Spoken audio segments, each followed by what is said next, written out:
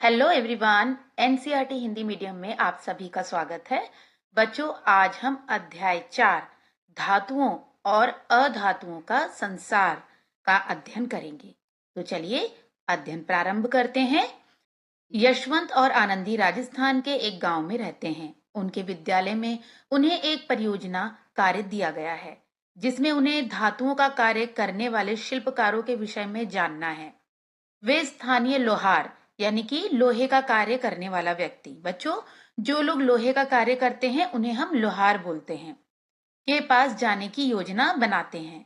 यशवंत और आनंदी अपने दादाजी से भी साथ चलने का आग्रह करते हैं, यानी वो अपने साथ में दादाजी को भी चलने के लिए प्रार्थना करते हैं, रिक्वेस्ट करते हैं। चित्र 4.1 ये देखिए बच्चों, ये चित्र ध्यान से देखिए। यशवंत, आनंदी और उनके दादाजी, और ये लोहार है। आगे पढ़ते हैं। वे दोनों यह जानने के लिए बहुत उत्सुक हैं कि लोहार दैनिक जीवन के उपयोग में आने वाली विभिन्न वस्तुओं को कैसे बनाते हैं। वे दोनों एक वृद्ध शिल्पकार सुदर्शन चाचा से वार्तालाप करते हैं। वार्तालाप यानी बातचीत करते हैं। यशवंत, अब देखिए यशवंत क्या बोलता है।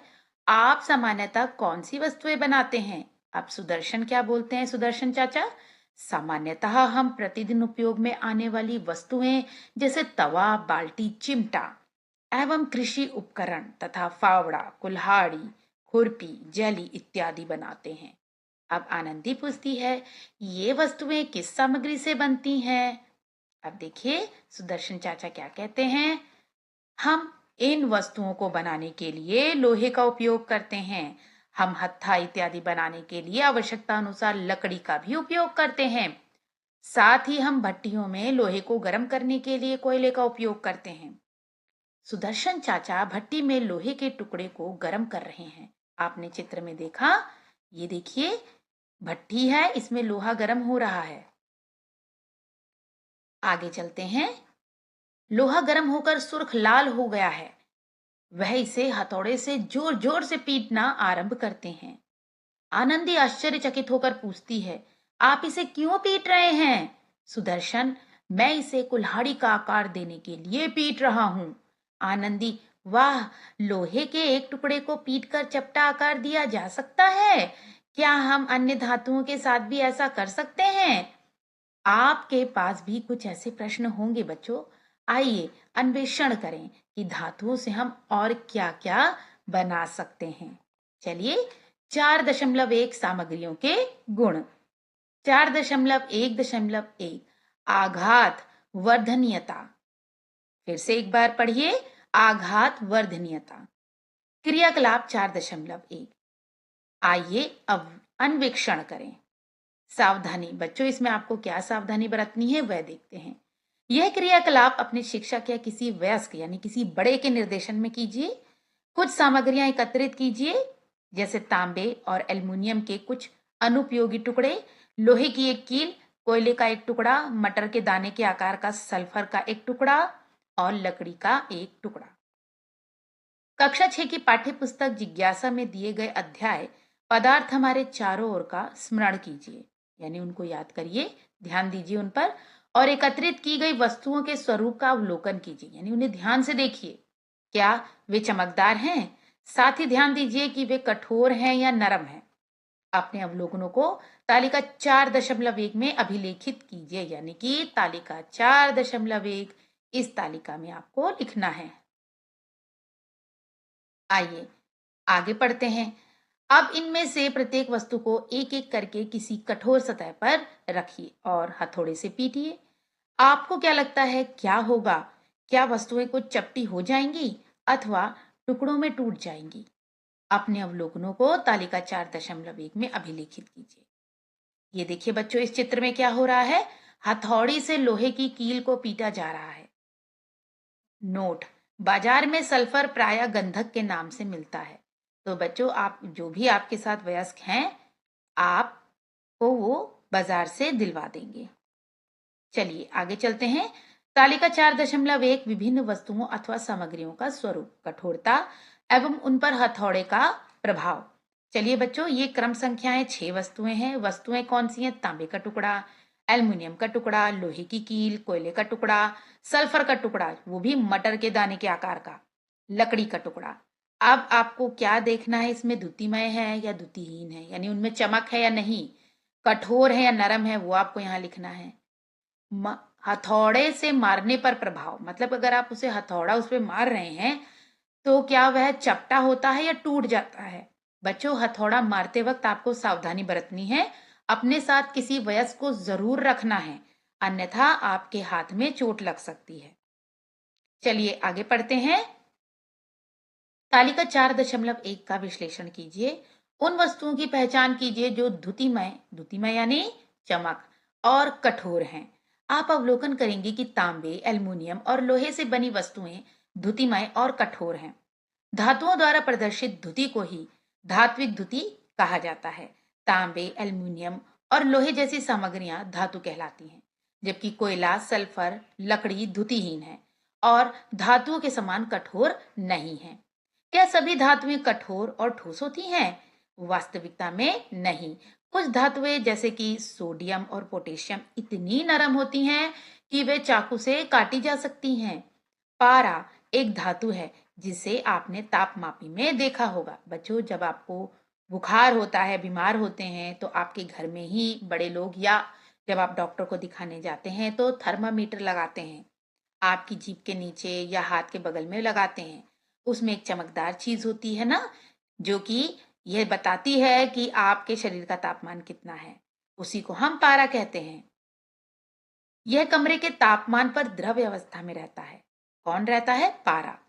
कक्षा 6 की विज्ञान पाठ्य पुस्तक जिज्ञासा के अध्याय 7 ताप एवं उसका मापन का स्मरण कीजिए। याद करिए उसको। हथौड़े से पीटने पर कौन सी वस्तुएं सपाट हो गई हैं? अब आप देखिए आपने किन वस्तुओं को हथौड़े से पीटा और वो सपाट हो गई हैं। आपने अवलोकन किया होगा कि कुछ वस्तुएं जैसे तांबे का टुकड़ा, एल्युमिनियम का टुकड़ा और लोहे की कील पीटने पर चपटे हो जाते हैं, जबकि अन्य वस्तुएं व सामग्रियां भिन्न व्यवहार करती हैं, यानी अलग व्यवहार करती हैं। सामग्रियों का वह गुण जिसके द्वारा उन्हें पीटकर पतली चादरों में परिवर्तित किया जा सकता है, आघात वर्धनीयता कहलाता है। तो बच्चों, इस वाक्य को आप, अगर बुक आपने ले रखी है हाथ में, तो इस वाक्य को अपनी पेंसिल की सहायता से इस तरीके से अंडरलाइन कीजिए, रेखांकित कीजिए।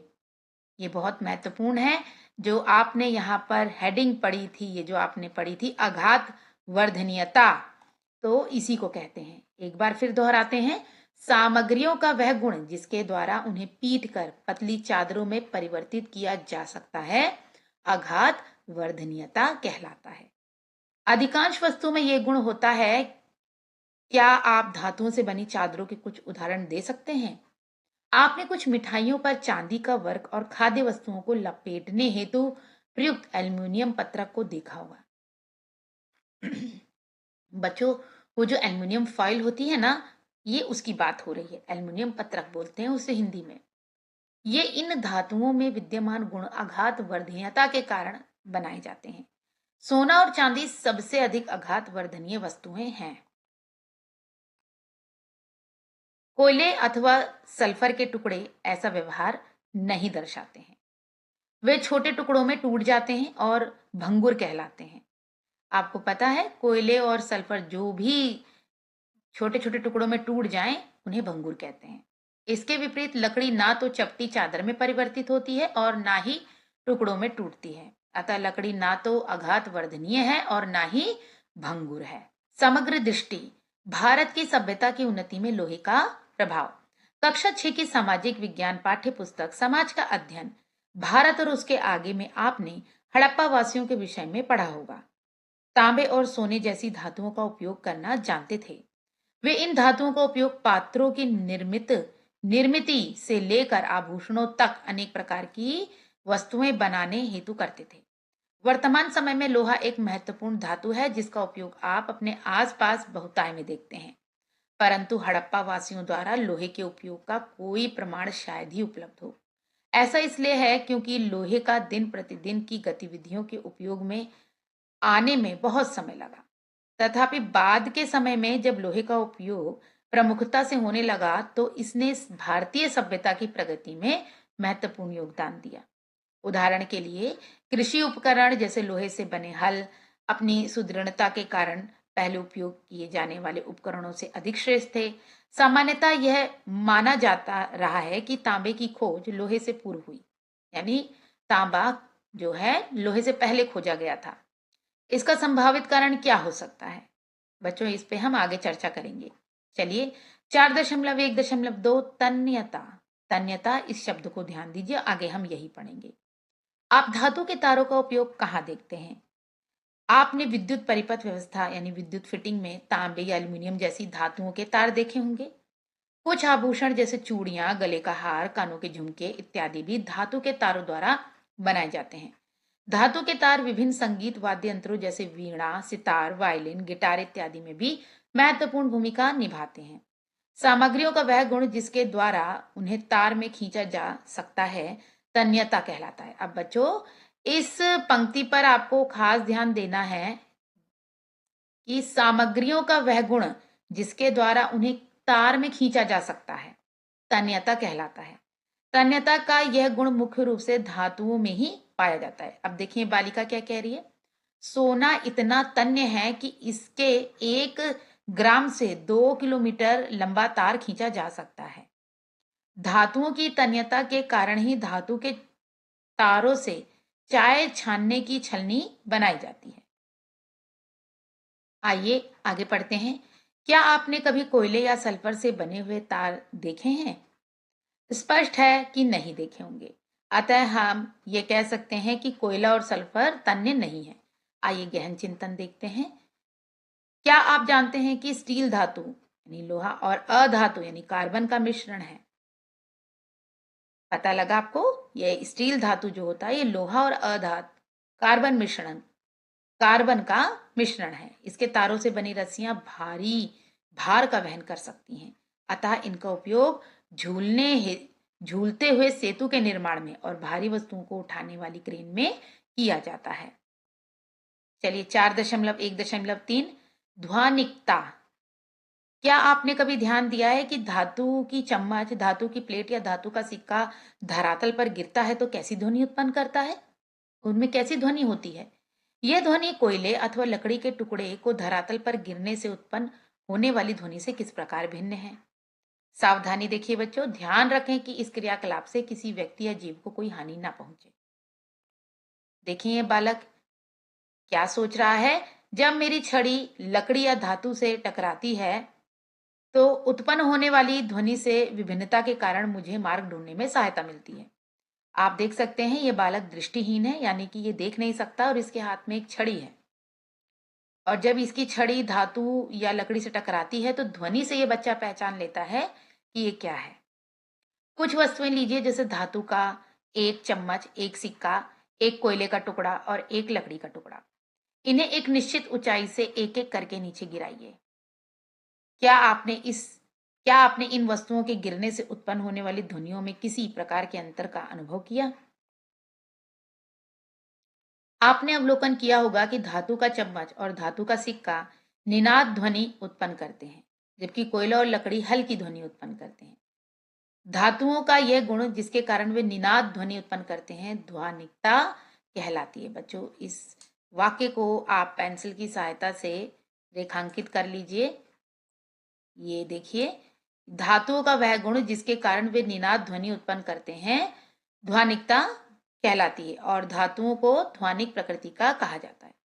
आइए देखें, यह नर्तक है। अरे मेरे घुंघरुओं के बजने से होने वाली ध्वनि भी अधातु अरे मेरे घुंघरुओं के बजने से होने वाली ध्वनि भी धातुओं की ध्वनिकता के कारण ही है। अब ये बालिका क्या कह रही है। अब मुझे समझ में आया कि विद्यालय में बजने वाली घंटी की ध्वनि धातुओं की ध्वनिकता के कारण होती है। आइए आगे पढ़ते हैं। ऊष्मा का चालन 4.1.4 है ये। क्या आपने कभी रसोई में खाना पकाने के लिए प्रयोग किए जाने वाले पात्रों पर ध्यान दिया है? आपने देखा होगा कि जिन पात्रों का उपयोग वस्तुओं को गर्म करने के लिए किया जाता है वे धातुओं से बने होते हैं। क्या आप कुछ धातुओं के नाम बता सकते हैं जिनका उपयोग खाना पकाने के पात्रों को बनाने में किया जाता है? क्या आप जानते हैं कि इन धातुओं का उपयोग इसके लिए क्यों किया जाता है, आइए पता करें। क्रियाकलाप 4.3 आइए अन्वेषण करें। सावधानी बच्चों, सावधानी पर ध्यान देना है। यह क्रियाकलाप आपके शिक्षक अथवा किसी व्यक्ति के निर्देशन में ही किया जाना चाहिए। गर्म जल का उपयोग करते समय सावधानी रखिए। देखिए बच्चों, यह एक गिलास है, यह धातु का चम्मच है, यह लकड़ी का चम्मच है। गर्म पानी में रखी धातु और लकड़ी का चम्मच। एक कांच का गिलास मेज पर रखिए, इसे गर्म जल से भरिए। लगभग समान आमाप और मोटाई का एक धातु का चम्मच और एक लकड़ी का चम्मच लीजिए। आपको दोनों चम्मच समान लेने हैं, मतलब एक ही मोटाई के हों, एक जैसे लगते हों। चित्र 4.3 के अनुसार दोनों चम्मचों को एक साथ गर्म जल में डाल दीजिए। अब देखिए आपने डाल दिया और कुछ समय के लिए उन्हें स्थिर छोड़ दीजिए। अब ऐसे ही छोड़ दीजिए। अब सावधानी से दोनों चम्मचों के ऊपरी भाग को स्पर्श कीजिए। अब आराम से इधर और इधर दोनों तरफ आपको देखिए, इधर और यहाँ पे ऊपरी भाग को आपको छूना है, स्पर्श करना है। अब देखिए विचारणीय बिंदु, कौन सा चम्मच अधिक गर्म हुआ? बच्चों सोचिए, बिल्कुल, तो वो चम्मच कौन सा गर्म हुआ होगा? धातु का। कौन सा चम्मच अधिक गर्म हुआ? धातु का। यह प्रयोग हमें दोनों चम्मचों में ऊष्मा चालन के विषय में क्या बताता है? आपने अनुभव किया होगा कि स्पर्श करने पर धातु का चम्मच लकड़ी के चम्मच की तुलना में अधिक गर्म है। भले ही दोनों चम्मच समान समय के लिए जल के समान तापमान में डूबे हैं, इससे स्पष्ट होता है कि ऊष्मा चालन धातु के द्वारा हुआ, जिससे धातु का चम्मच गर्म हो गया। इसके विपरीत लकड़ी के चम्मच में बहुत कम ऊष्मा का चालन हुआ है। किसी सामग्री में एक बिंदु से दूसरे बिंदु तक ऊष्मा के स्थानांतरण को ऊष्मा चालन कहा जाता है तथा ऊष्मा को स्थानांतरित करने वाली सामग्री चालक कहलाती है। अवलोकनों के आधार पर यह कहा जा सकता है कि धातुएं ऊष्मा का सुचालक होती हैं, जबकि लकड़ी ऊष्मा का कुचालक होती है। अब हम यह समझ सकते हैं कि भोजन पकाने के लिए धातु के पात्रों का उपयोग अधिकतर क्यों किया जाता है और उनके हत्थे लकड़ी अथवा अन्य सामग्रियों से क्यों बनाए जाते हैं, क्योंकि लकड़ी का हत्था गर्म नहीं होगा, जो ऊष्मा का चालन नहीं करती। प्रकृति में ऊष्मा का स्थानांतरण नामक अध्याय में आप इसके विषय में और अधिक जानेंगे। 4.1.5 विद्युत का चालन। क्या आपने कभी किसी विद्युत कर्मी को पेचकस का उपयोग करते देखा है? उसका हत्था किस सामग्री से बना होता है? आपने ये भी देखा होगा कि विद्युत कर्मी काम करते समय रबड़ के दस्ताने और जूते पहनते हैं। इसका क्या कारण हो सकता है? क्रियाकलाप 4.4 आइए अभिकल्पित कर सर्जना करें। आइए बच्चों आगे पढ़ते हैं। एक परिचित्र टेस्टर परिपथ जैसे विद्युत परिपथ की अभिकल्पना कर उसे तैयार कीजिए। इसे अध्याय विद्युत परिपथ एवं उसके घटक में दर्शाया गया है। इसी क्रियाकलाप को नीचे सूचीबद्ध सामग्रियों का उपयोग करके दोहराइए और अपने अवलोकनों को तालिका 4.2 में अंकित कीजिए। आप कुछ वस्तुएं एकत्रित कर सकते हैं, जैसे एल्युमिनियम पत्रक का एक टुकड़ा, लोहे की एक कील, सल्फर का एक टुकड़ा मटर के दाने के आकार का हो, तांबे का तार, कोयले का टुकड़ा, सूखी लकड़ी का टुकड़ा, पत्थर, रबर से बना रबड़ और नायलॉन की रस्सी का टुकड़ा। पूर्वानुमान लगाइए कि इनमें से कौन सी वस्तु परिच्छिद्र के बल्ब को दीप्त कर सकती है और कौन नहीं। ये देखिए बच्चों, यह तालिका है 4.2 विभिन्न वस्तुओं अथवा सामग्रियों द्वारा विद्युत का चालन। सबसे पहले क्रम संख्या है 1, 2, 3, 4 वस्तु और सामग्री है, जिसमें एल्युमिनियम पत्रक का टुकड़ा है, लोहे की कील है, सल्फर का टुकड़ा है जो कि मटर के दाने के आकार का हो, और एक सामग्री आप स्वयं इसमें जोड़ सकते हैं। अवलोकन, बल्ब दीप्त या अदीप्त। आप इसका अवलोकन करिए, इसमें बल्ब जलता है या नहीं वो आपको लिखना है। विद्युत का सुचालक अथवा कुचालक, वह सुचालक है या कुचालक वो यहाँ पे आपको लिखना है। इसी प्रकार अन्य का भी आपको करना है। आपने देखा होगा कि एल्युमिनियम, लोहे और तांबे से बनी वस्तुएं बल्ब को दीप्त करती हैं, जबकि सल्फर, कोयला, लकड़ी, पत्थर, रबड़ और नायलॉन की रस्सी से बल्ब दीप्त नहीं होता। क्या आपको क्रियाकलाप 4.4 में विभिन्न सामग्रियों का उपयोग करते समय बल्ब के दीप्त होने में कोई समानता क्रम दिखाई दिया? यह देखा गया है कि बल्ब को दीप्त करने वाली सभी सामग्रियां धातु हैं। वे सामग्रियां जो सरलता से विद्युत प्रवाहित करती हैं उन्हें विद्युत का सुचालक कहा जाता है। इसके विपरीत वे सामग्रियां जो विद्युत प्रवाहित नहीं करती हैं और बल्ब को दीप्त नहीं करती उन्हें विद्युत का कुचालक कहा जाता है। अतः अब हम समझ सकते हैं कि पेचकस पर प्लास्टिक का आवरण और रबड़ के दस्ताने विद्युत कर्मी को विद्युत के आघात से बचाते हैं, क्योंकि ये सामग्रियां विद्युत की कुचालक होती हैं। हमने सीखा कि धातुएं सामान्यतः कठोर, द्युतिमय, आघात वर्धनीय एवं तन्य होती हैं तथा ऊष्मा एवं विद्युत की सुचालक होती है। आइए जानें कि वायु और जल की उपस्थिति में धातुएं किस प्रकार व्यवहार करती हैं। 4.2 धातुओं पर वायु और जल का प्रभाव। लोहा। प्राय आपने देखा होगा कि लोहे की वस्तुओं को कुछ दिनों के लिए खुले में छोड़ देने से उन पर भूरे रंग का निक्षेप विकसित हो जाता है। किन परिस्थितियों में ऐसा होता है? जब ये केवल वायु के संपर्क में आती हैं, जब ये केवल जल के संपर्क में आती हैं, जब ये वायु और जल दोनों के संपर्क में आती हैं। क्रियाकलाप 4.5 आइए प्रयोग करें। सावधानी। लोहे की कीलों के साथ कार्य करते समय सावधानी रखिए। कुछ द्युतिमय लोहे की कीलें लीजिए। यदि आप पुरानी लोहे की कीलों का उपयोग कर रहे हैं तो रेगमाल की सहायता से उनकी सतह पर विकसित भूरे रंग के निक्षेप को रगड़कर हटा दीजिए। स्वच्छ, शुष्क व बंद ढक्कन वाली कांच की 3 बोतलें अथवा डॉट लगी 3 परख नलियां लीजिए। उन्हें क, ख, ग में अंकित कीजिए। बच्चों, इन चित्रों पर आप ध्यान दीजिएगा। 3 लोहे की कीलें लीजिए और प्रत्येक कील पर एक धागा बांधिए। देखिए, हर कील पे एक धागा बांधा गया है। कांच की बोतल का में एक लोहे की कील और थोड़ा सिलिका जेल रखिए और ढक्कन अथवा डॉट को भली प्रकार बंद कीजिए। चित्र 4.4 क। सिलिका जेल वायु को शुष्क बनाता है। कुछ वस्तुओं जैसे बोतलों में रखी दवाओं इत्यादि को नमी से बचाने के लिए उनमें सिलिका जेल की पुड़िया रखी जाती है। कांच की बोतल ख में एक लोहे की कील रखिए। जल को उबाल कर ठंडा कर लीजिए, जिससे जल में विद्यमान घुलनशील गैसें निकल जाएं। इस जल को बोतल ख में इस प्रकार डालिए कि लोहे की कील पूर्णतः जल में डूब जाए। अब जल की सतह के ऊपर थोड़ा तेल डालकर एक परत बनाइए। चित्र 4.4 ख। जल की सतह पर तेल की परत वायु को जल में घुलने से रोकती है। कांच की बोतल को कसकर बंद कीजिए।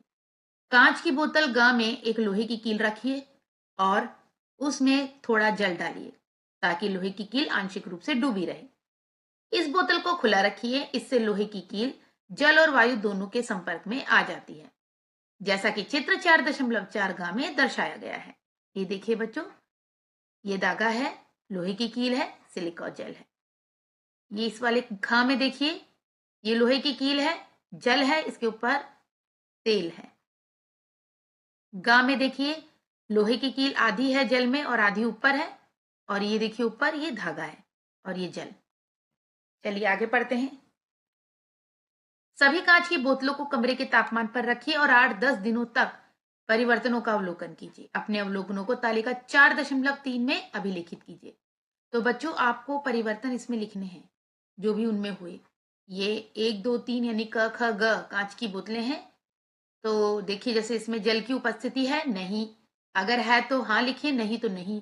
वायु की उपस्थिति है कि नहीं है तो हाँ लिखिए, नहीं तो नहीं। इसका अवलोकन आप लिखिए। इसी प्रकार बाकी 2 का भी आपको करना है। इस प्रयोग से आप क्या निष्कर्ष निकाल सकते हैं? ये देखा गया है कि कांच की बोतल का और ख में लोहे की कीलों पर कोई भूरे रंग का निक्षेप विकसित नहीं होता है। यह अवलोकन क्या दर्शाता है? यह दर्शाता है कि कांच की बोतल में लोहे की कील को केवल शुष्क वायु बोतल का अथवा केवल जल बोतल ख के साथ रखने पर भूरे रंग का निक्षेप अथवा कोई मलिनता विकसित नहीं होती है, जबकि कांच की बोतल ग में लोहे की कील पर भूरे रंग का निक्षेप दिखाई देता है। यह दर्शाता है कि निक्षेप के विकसित होने के लिए जल और वायु दोनों की उपस्थिति अनिवार्य है। इस प्रकार नम वायु लोहे से बनी वस्तुओं पर भूरे रंग के निक्षेप के विकास के लिए उत्तरदायी है। इस भूरे रंग के निक्षेप को जंग कहते हैं। लोहे से बनी वस्तुओं पर जंग लगने की प्रक्रिया को जंग लगना कहते हैं। कई अन्य धातुएं भी वातावरण में खुले में रखे जाने पर मलिन हो जाती हैं। क्या आपने तांबे की वस्तुओं की सतह पर हरे रंग की परत या चांदी की वस्तुओं की सतह पर काले रंग की परत बनते हुए देखी है? जलवायु या अन्य पदार्थों के कारण धातुओं की सतह पर धीरे धीरे ह्रास होना संक्षारण कहलाता है। क्या आप जानते हैं कि हमारे देश में लोहे में जंग लगना एक गंभीर समस्या है। प्रति वर्ष जंग लगने से क्षतिग्रस्त लोहे की संरचनाओं का प्रतिस्थापन अथवा जीर्णोद्धार करने के लिए अत्यधिक मात्रा में धन का व्यय किया जाता है। लोहे को जंग से बचाने के लिए कई उपाय किए जा सकते हैं। रंग रोगन करना, तेल लगाना, ग्रीस लगाना, लोहे पर जिंक धातु की सुरक्षात्मक परत चढ़ाना, जिसे कि गैल्वेनाइजेशन कहते हैं। अग्रिम कक्षाओं में आप इसके विषय में जानेंगे। बच्चों, यह एक रोचक तथ्य है। ये देखिए, यह लौह स्तंभ है जो कि दिल्ली में स्थित है। रोचक तथ्य, प्राचीन भारत का अद्भुत धातु विज्ञान।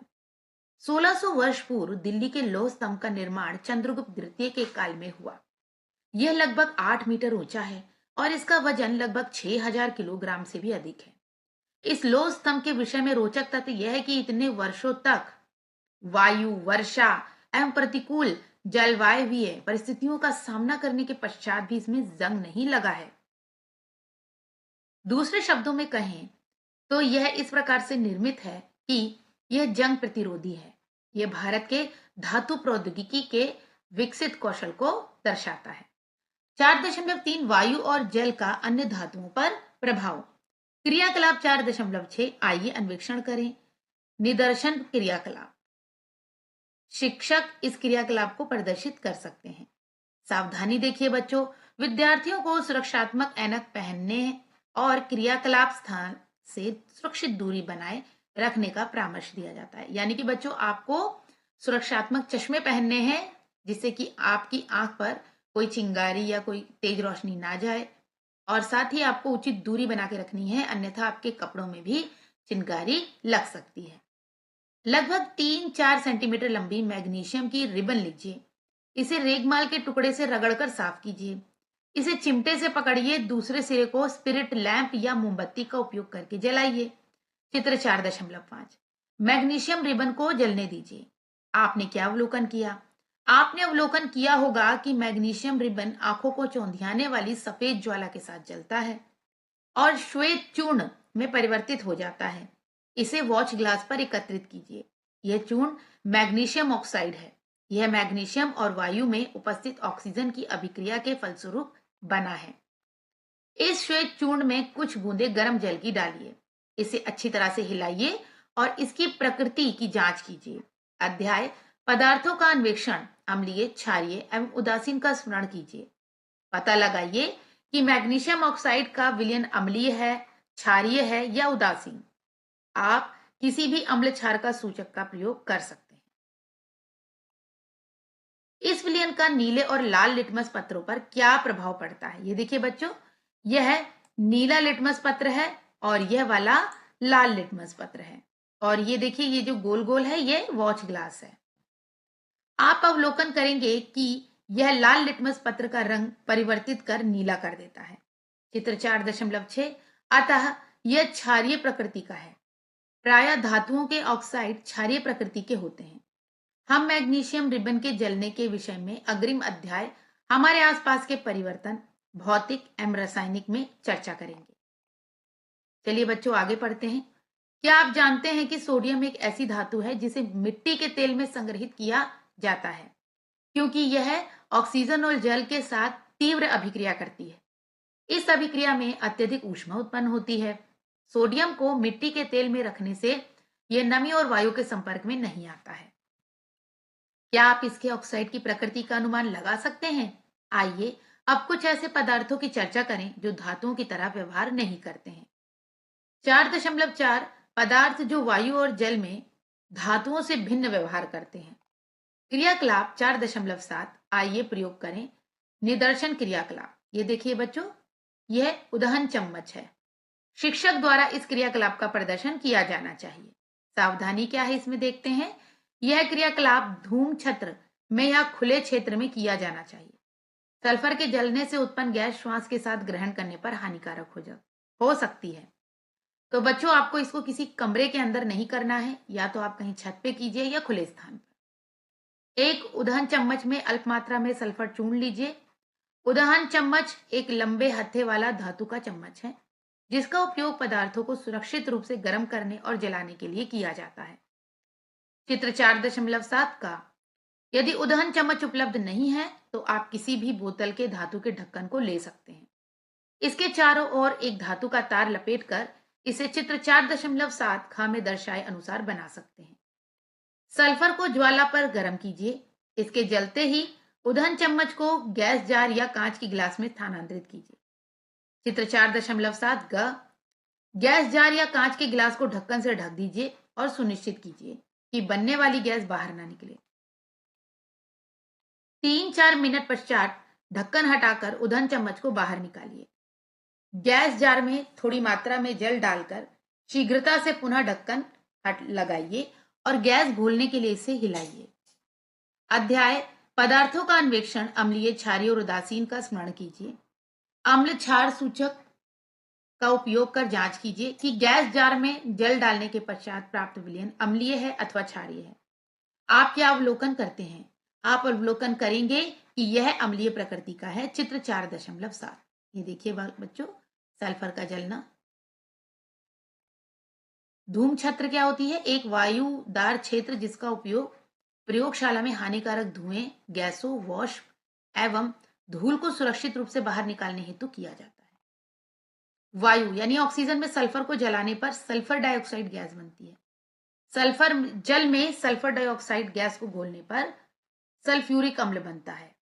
क्या सल्फर जल में उसी प्रकार व्यवहार करता है जैसे धातुएं करती हैं? ये देखिए, नीला लिटमस, लाल लिटमस वॉच ग्लास, लिटमस पत्र के द्वारा विलयन का परीक्षण। ये देखिए, आगे चलते हैं। क्रियाकलाप 4.8, आइए अन्वेषण करें। कांच के गिलास में थोड़ा सल्फर चूर्ण लीजिए, इसमें अल्प मात्रा में जल डालिए। आप क्या अवलोकन करते हैं? आप अवलोकन करेंगे कि जल में सल्फर डालने पर कोई अभिक्रिया नहीं होती है। सल्फर और फास्फोरस जैसे पदार्थ धातुओं की तुलना में वायु और जल के साथ भिन्न व्यवहार करते हैं। फास्फोरस को जल में संग्रहित किया जाता है क्योंकि फास्फोरस वायुमंडलीय वायु के संपर्क में आने पर आग पकड़ लेता है। ये पदार्थ सामान्यतः दिखने में नरम और द्युतिहीन होते हैं। वे ना तो आघात वर्धनीय होते हैं और ना ही तन्य होते हैं और ना ही ध्वनिक होते हैं। वे ऊष्मा और विद्युत के कुचालक होते हैं। इन्हें अधातु कहा जाता है।